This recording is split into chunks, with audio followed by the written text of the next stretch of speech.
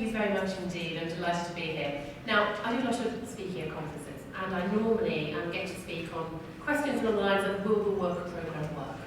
Now, are these targets going to be met? Are they going to be met? And it's a lot of speculative stuff, I have to say, out there at this point in time, because at the moment it's probably too soon to come to any firm conclusions. Now, my brief today is slightly different. I was asked to talk about the Institute of Employability Professionals. You'll see that's the title of the presentation in your pack. Now, this institute does not exist yet. So, in good politician style, I'm going to ignore the brief entirely and tell you a far more interesting story, which is about the progress of the professionalisation in the welfare to work world. So, a bit of information there. First of all, a quick introduction to us. I'm not going to labour this. I can see there's quite a few members in the room anyway.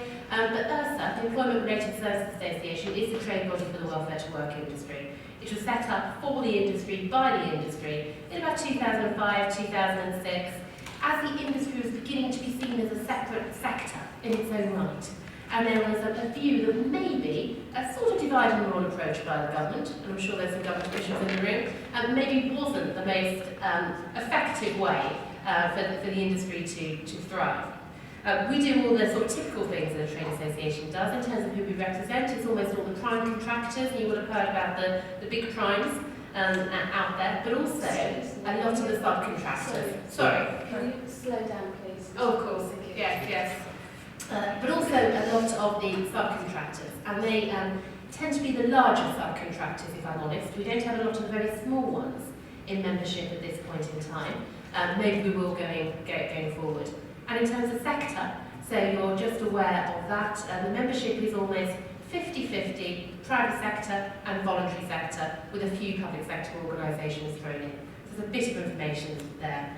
In terms of what we do, yes, we do lobby. Not afraid to say that, we are lobbyists. But we also are very interested in making sure there's a healthy marketplace for all providers, regardless of sector or where they are in the supply chain. And thirdly, we've got a big focus on standards in the industry, making sure that the industry is performing for all customers and to the best extent. Big question, why professionalisation? Now, there seems to be sort of two trigger reports which have started this particular push. And I came into post in November 2010, so actually this predates me a bit. The first one was by the IPPR, the Institute of Public Policy Research, in September of that year, which really looked at the experiences and the views of the frontline advisors in the welfare to work industry. These are the people who will actually be face-to-face with job seekers, who will be doing the liaison with employers, really the majority of the staff in welfare to work providers. And you'll see there's a few quotes which have been picked out of the report there. And it's not a particularly happy picture, I think, which comes through. So issues about skills levels not being good enough in all cases. A lack of fit-for-purpose qualifications. There wasn't, at that point in time, a qualifications route for welfare to work as such. High turnover of staff. That's been as a feature of the industry. And a feeling that maybe the training that a lot of staff had been receiving actually hadn't been good enough. The second report was led by the Centre for Economic and Social Inclusion, which was backed financially by, I think, 6 providers, and they found a very similar picture. And what they picked up is that there was issues around infrastructure. There wasn't an awarding body. There wasn't a sector skills council. There were no occupational standards. Also, issues around entry points, the visibility of the sector. Now, how do you know that you want to go and work in the welfare to work industry? And if you do want to go to work in the welfare to work industry, how do you actually sort of find your way into it? And once you're in it, how do you progress up the ranks? Those sort of entry points and vocational routeways didn't really exist across the sector at all. And the sort of qualifications that many of the advisors were undertaking were the IAG, the Information Advice and Guidance qualifications, which, not saying that they're bad, they're good. However, they weren't fit for purpose in terms of the entirety of what the industry was doing. Now, why have we got to this particular state? Well, the first thing is this is actually a fairly new industry. And the fact that we now talk about it as an industry or a sector, that wasn't the case 10 years ago. And we've had steady growth over a period, and then actually unprecedented growth, following investment by the previous government and, of course, now this government. Best guess in 2010 is that there are about 30,000 employees. It's a lower number now, and we're trying to get to a figure of how many actually are in the industry at this point in time. And we thought it was probably worth about £2 billion, so not inconsiderable.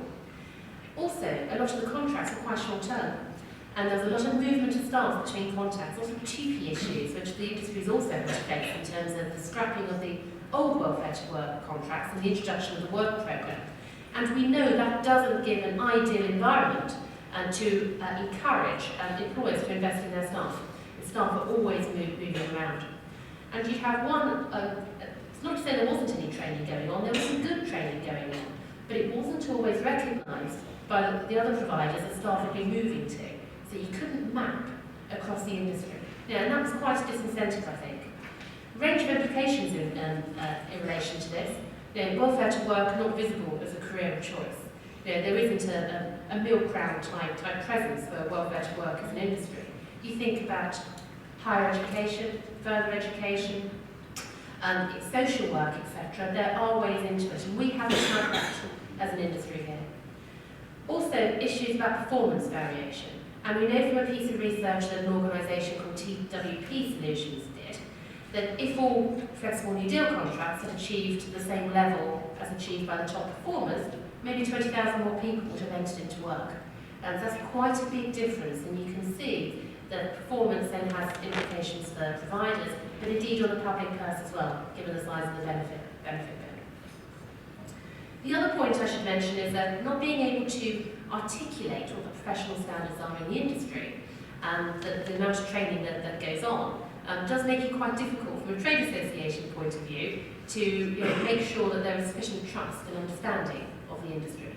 And I've given evidence to the Select Committee on a number of occasions in the last 15 months or so, and I have to say, sat in front of Glenda Jackson in particular, who has really got a bee in her bonnet about training standards and the fact that you lot are not training your staff, are you? Really, you're not investing and you're not good enough. And that having a good answer to that is very helpful. And she isn't alone in that point of view. Just quickly to go through the progress to date. This industry is, and I come from outside the industry, but this industry is the most get up and go, do it yourself, push ahead industry I've come across. It really is, absolutely really is. And so what the providers did was they organised themselves into a professionalisation expert reference group, PURGE. What a terrible acronym. And I think my major contribution to this is renaming it POWER, the Professionalisation of Welfare to Work Expert Reference Group. Not exactly a miraculous change, but what that was a group of providers open to anybody, any organisation in the industry to come along, who decided to do a number of things to really sort of push forward the professionalisation agenda. The first was about the development of qualifications. The second was trying to set up an institute to look after the CPD, the continuing professional development of the staff. And the third was to try and get apprenticeships into the sector. It's nothing if not ambitious, this lot. It was funded by the providers itself.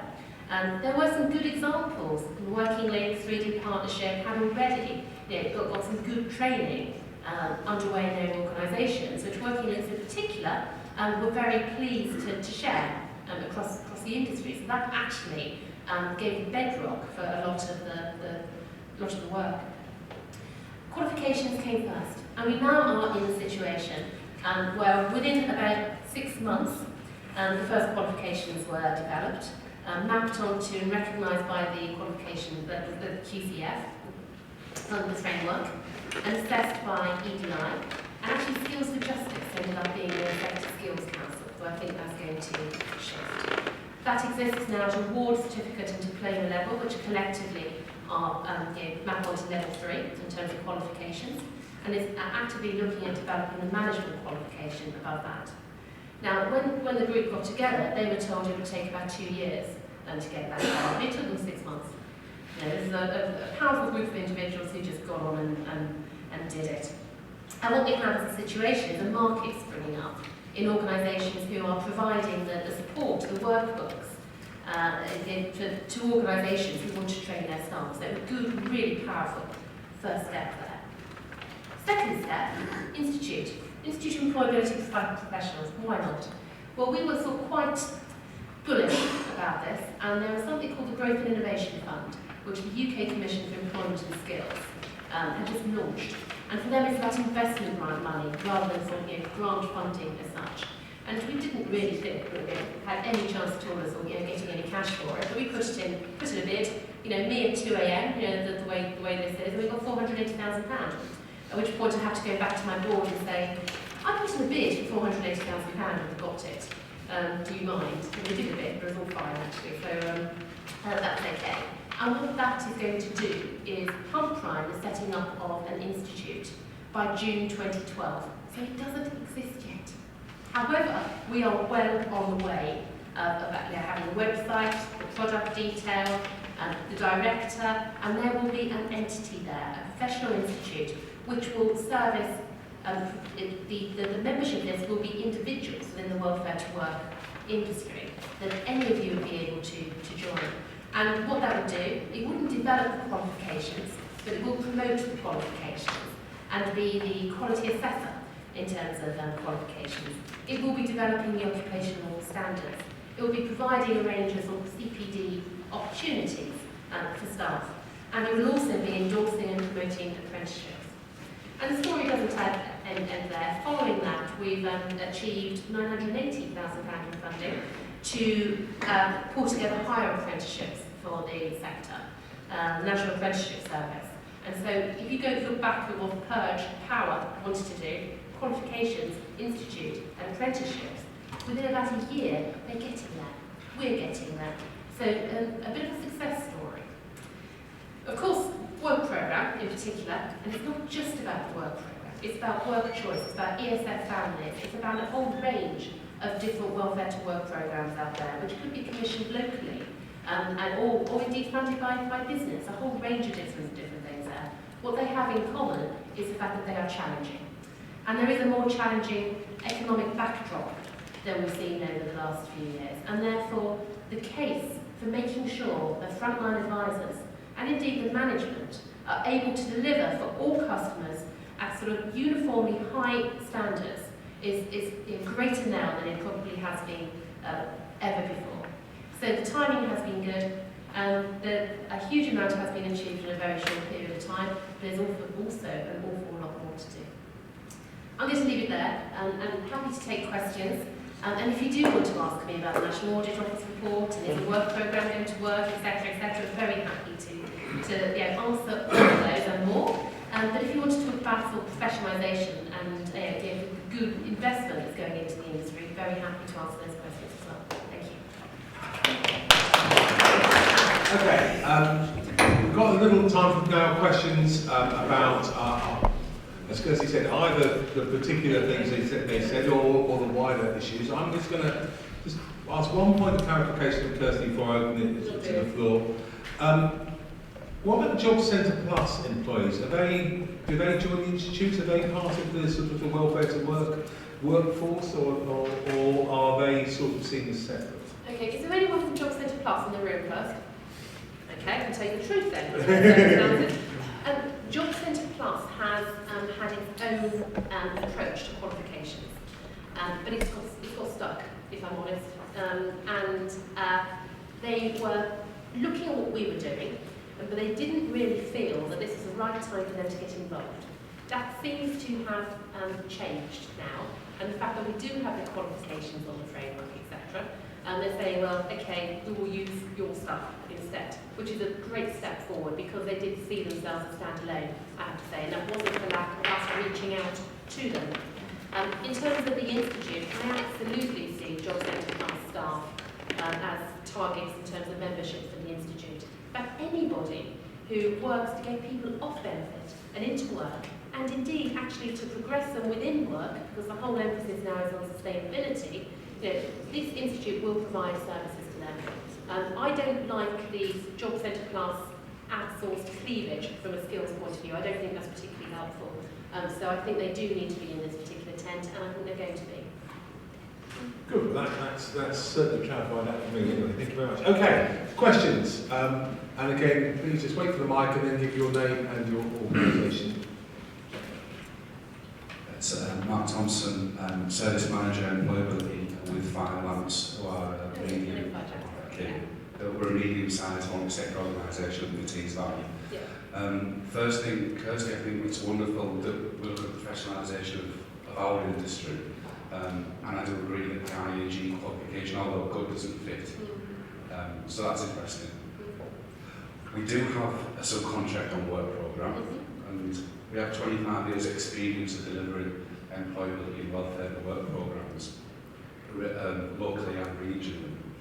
The last 4 years we've delivered purely on, it's been outcome based. We don't get big watches of money like we used to local area based stuff through local authorities. We now have to deliver before we earn. And we've done that for the last 3 to 4 years successfully.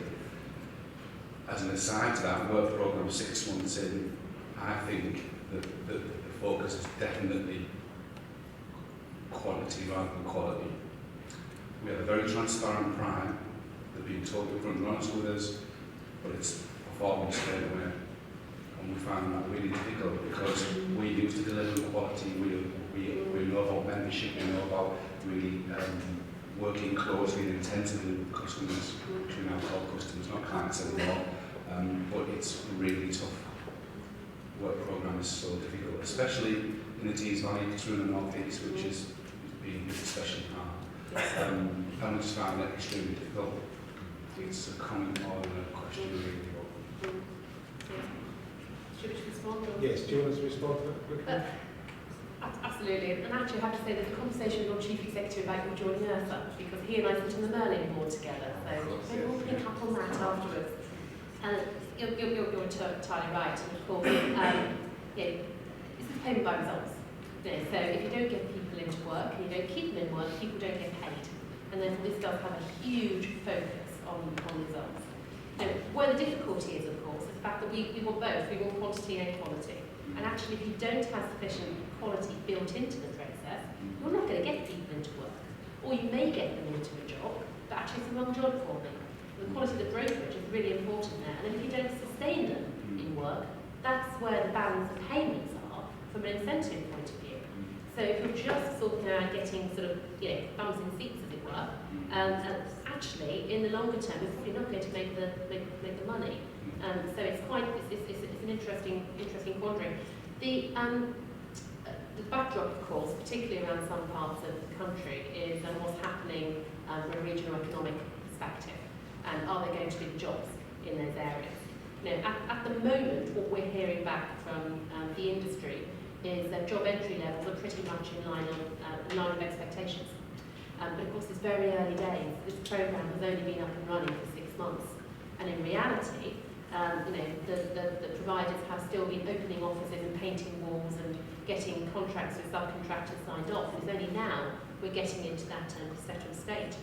So it is very too early, actually, with the Minister on this, to sort of judge performance. But we do need to look very carefully at what happens economically. And there could be a regional element to that which wasn't built into the original framework for this. We will all remain positive because of who we are and the ethos of organisations that we have and the performance sector in general. And we worked the last 4 years with them on delivery. So this is set work programme aside. It's now we don't get paid unless we get people into work and maintain their work. But this is a step up now. And we're aware of the economic background and things that are going on, but it is very particularly hard. And it'll be interesting to see what's happening in, say, 18 months and another year down the line. Okay, any other questions? Jack, right at the back, and then there's someone in the middle.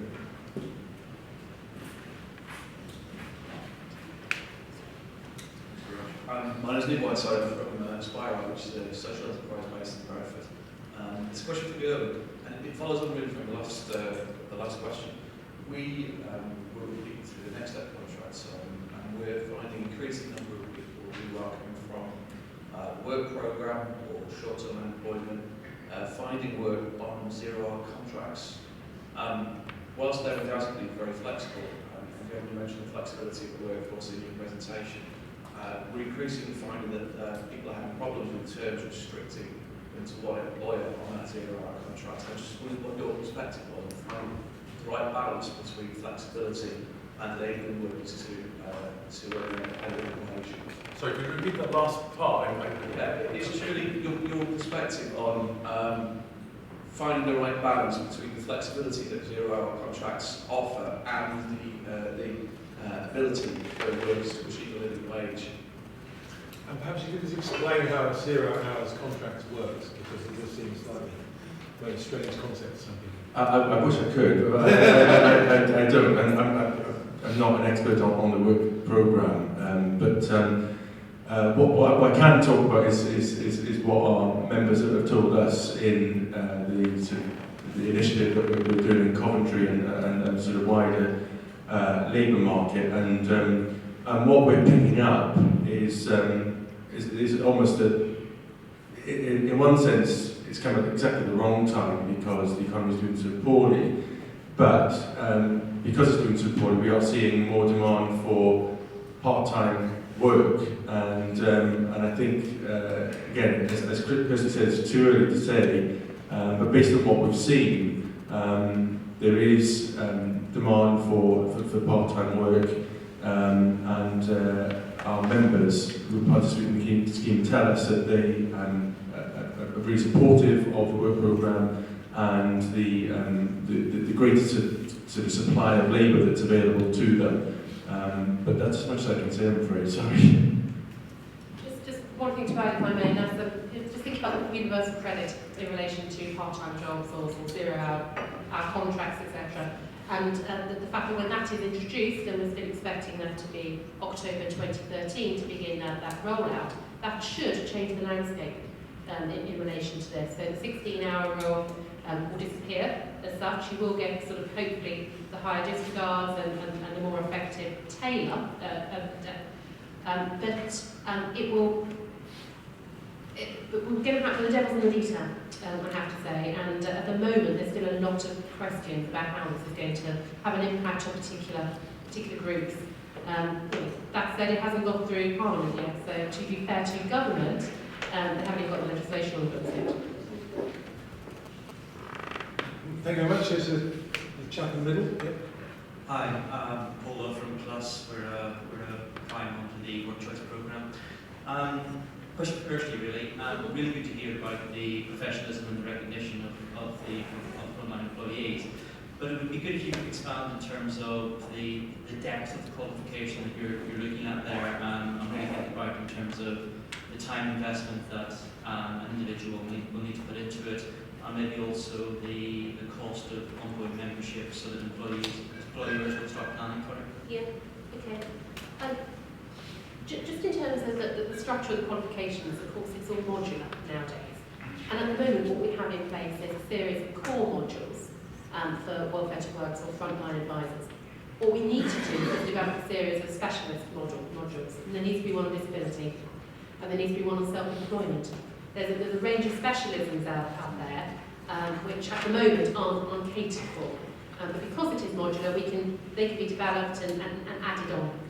So I think that's a good thing and should cater for the wide range of staff that are there in the workplace. In terms of the number of hours, of course it depends on whether it's award, certificate, diploma, and that they build on each other. The way it works is that the qualification does recognise prior learning. So if you have done ING qualifications, or you could just slot that in, and that gives you a certain number of credits.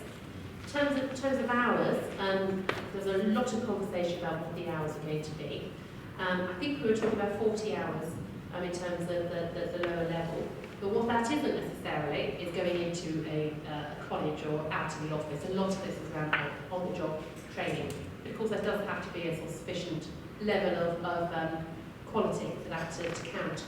In terms of the institute, it looks like, and I'm speaking out of turn because we haven't signed this off yet, we will do next week, a variety of different levels of membership, which will be based on a lot of different existing institutes, which will go from the associate, for people who may be studying for a qualification outside the industry, through to some sort of fellow. You know, the fact that you've been in the industry 20 years, you can't get out. You are the real expert in relation to this. And there'll be a sliding scale of fees. Sort of costs we're looking at is under £100, even for the higher level, because this isn't a hugely well-paid industry, frontline staff, and so you've got to make sure that people can afford it, and there's a return on investment for them. So there's something which really does help them in terms of their career development. Thank you. Any other questions? Yep, one more there. Mike Harvey at 3AC. Kirsty, sorry, I'm going to pick on you. That's the right one. I think you're right. The industries desperately need this professionalisation and qualification. I guess my challenge is, at the minute, money's too tight to mention, and we know that one of the first things organisations do when they're seeing a lower demand, reduced income, is cut back on training budgets. We already know that organisations aren't investing in the customers to achieve the outcomes that they need, and that's what actually drives the income in the first place. How are you going to convince them to invest in this training just now, when they're desperately short of cash and you can't see where the cash is coming from? Yeah, it's a good challenge, and always count on Mike Harvey for a challenge at a conference. That's what I say. It's an important challenge. Money is tight, and we know that the finances of the work programme are tight. Payment by results is an element of uncertainty in relation to this. However, I think there is the evidence that the industry is not just up for that, but has been leading this, which is why we got the money from the UK Commission for Employment and Skills, because of the investment that the industry had put in for qualifications, qualification development. Nobody else funded that. It was the providers themselves putting their hands in the pockets and saying, this is important.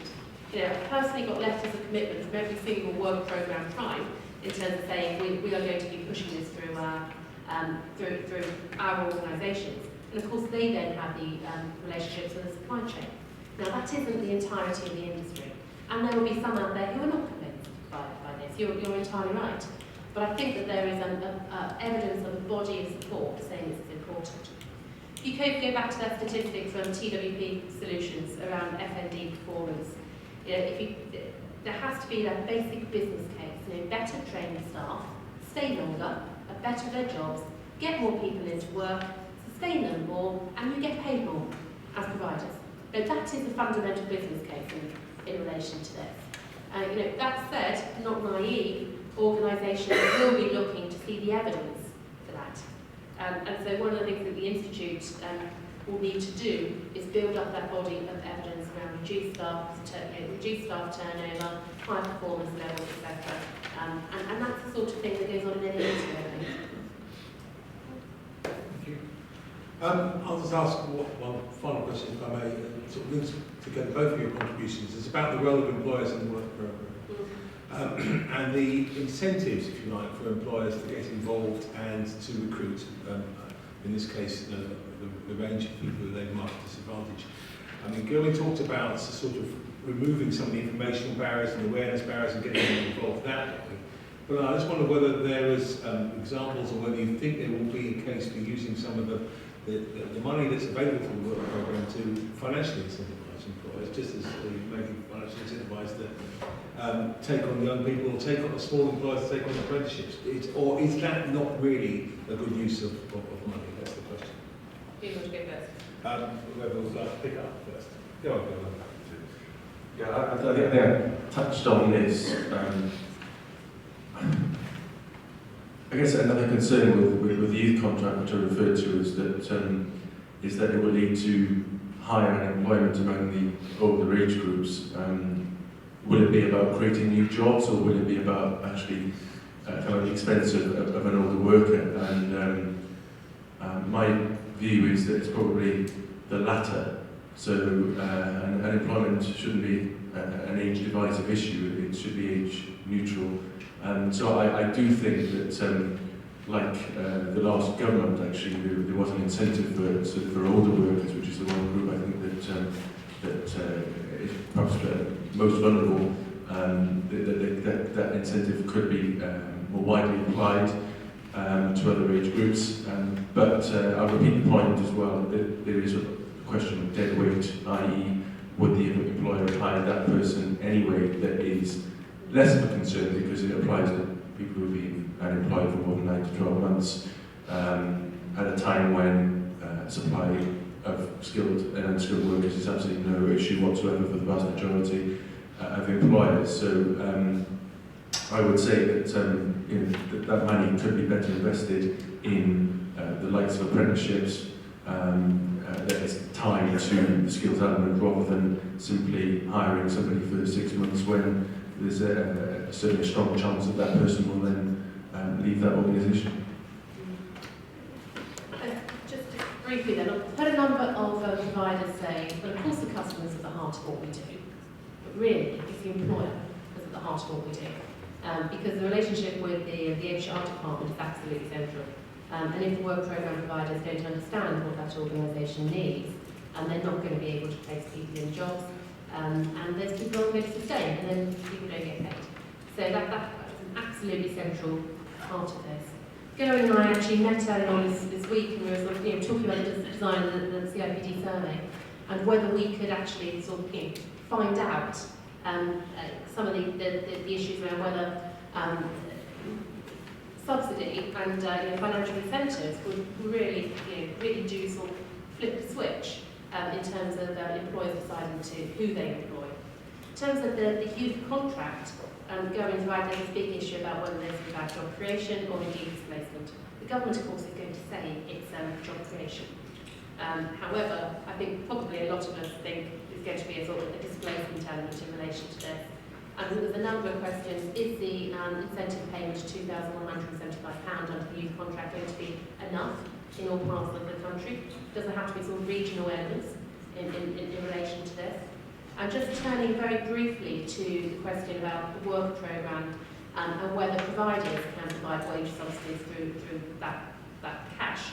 The Minister said very clearly in terms of black box, there's nothing to provide, nothing to stop providers doing that. However, we know the finances of the work programme are such, it's probably near on impossible in the majority of cases. And there's no point beating around the bush on that one.